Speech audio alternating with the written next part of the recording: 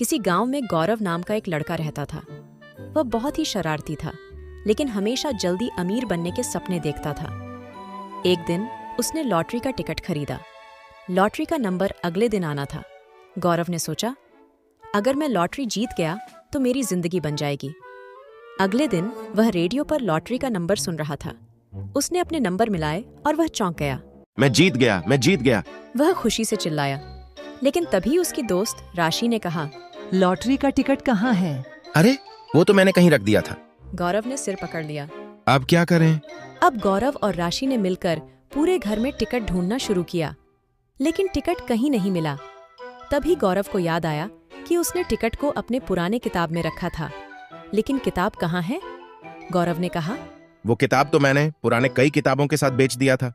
अब तो गौरव और राशि की हालत खराब हो गई। वे दोनों बाजार की तरफ भागे, जहां उन्होंने पुराने किताबें बेचे थे।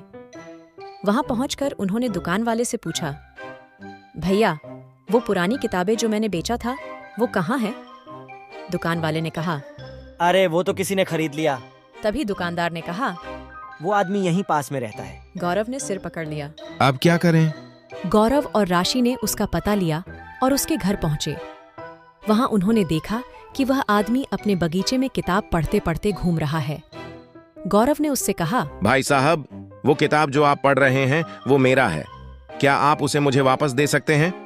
आदमी ने कहा, लेकिन मैंने तो इसे पैसे देकर खरीदा है। गौरव ने अपनी पूरी कहानी बताई और कहा, कृपया मुझे वो किताब दे दीजिए। आदमी ने सोचा और कहा, ठीक है, लेकिन मुझे इस किताब के बदले पैसे चाहिए। गौरव ने उससे कहा, ठीक है, जितना आप कहें। ठीक है, मुझे 500 रुपए दे दो। गौरव ने तुरंत 500 रुपये दिए और किताब वापस लिया। अब उन्होंने किताब में टिकट ढूंढना शुरू किया, लेकिन टिकट वहां नहीं था। गौरव ने निराश होकर कहा, अब क्या करें? तभी राशि ने किताब के अंदरूनी हिस्से को देखा और वहां लॉटरी का टिकट था। दोनों खुशी से झूम उठे और लॉटरी के पैसे जीत गए। उन्होंने उस पैसे से अपने गांव के लोगों की मदद की और सभी के साथ अपनी खुशी बांटी। मेहनत और ईमानदारी से ही सच्ची खुशी मिलती है।